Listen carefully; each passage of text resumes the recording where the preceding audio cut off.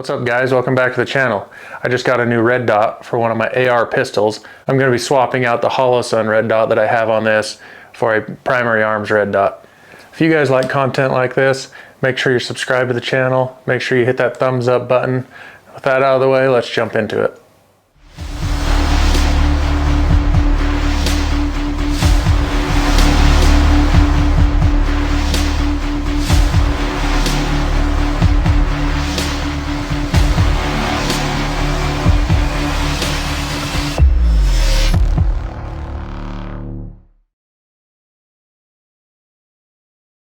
I picked up the Primary Arms SLX MD25 red dot. This one comes with the Acss reticle. It doesn't have just a dot like most other optics. It has an actual reticle for distance, windage. They've got a chart that shows you what each spot on the reticle means and where it will be hitting at different distances. So shooting at further distances, I can make adjustments right in the red dot without having to guess where to put my dot. It has that reticle, so you can adjust either to the point of the chevron, the bottom, the dots down below. I'll have those adjustments all in the reticle, so you can be a little more precise if you're shooting longer distances. This isn't my first primary arms red dot. To be honest, they are one of my favorite red dots. I've got them on multiple guns, mostly on my AR pistols, because I really like them. And the big reason I'm swapping this out for the Holosun is the size of the objective lens. The lens on these primary arms optics is huge compared to the Holosun. So in this instance, this AR pistol that I have is chambered in 223 5.56. It has a 223 wild barrel in it. But with that reticle, the top of that chevron will be zeroed at 100 yards. The bottom valley of that chevron will be at 200 yards. The bottom of the leg on that chevron will be 300 yards. Then each subsequent dot under that goes out to 400, 500, and 600 yards. So there will be no guesswork like you would have with just a regular dot when you're shooting at further distances. Let's jump over to the bench. We'll swap this out really quick and go over some other details.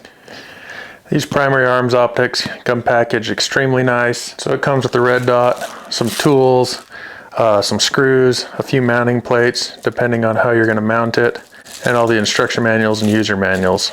So you can see that red dot is quite a bit bigger objectively than the Holosun. So first things first, I'm going to pull this Holosun off, show you the differences between it and the primary arms red dot.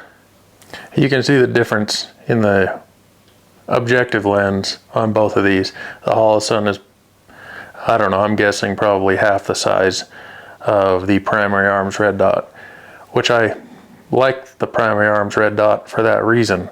It's got a bigger lens, you can see more, it's easier to acquire the reticle in there, and for my eyes, it works a lot better for me. Depending on what you're putting this on, you may have to use a plate or the different screws and stuff to mount it.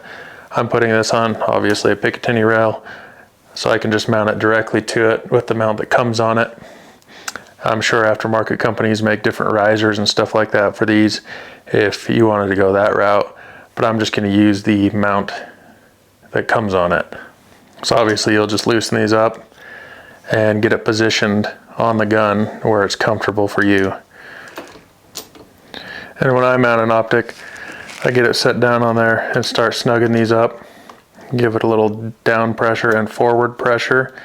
That way that lug that's on the mount is right up against the lug on that Picatinny rail, so there's no play. That way during recoil, when it has that force pushing back, your optic doesn't move if it's got that little bit of play in there. So I just snug it down by hand, and then I'll torque it down with my little inch-pound wrench.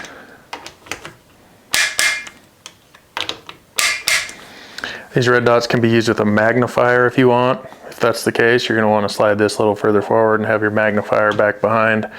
But right now I'm just using it as a standalone unit. You can use it with just a dot or the Acss reticle, which is what I plan on using. You can adjust your elevation, windage, brightness of the dot or reticle, all of that stuff It has 50,000 hours of battery life when using just the dot, or 12,000 hours of battery life with the Acss reticle.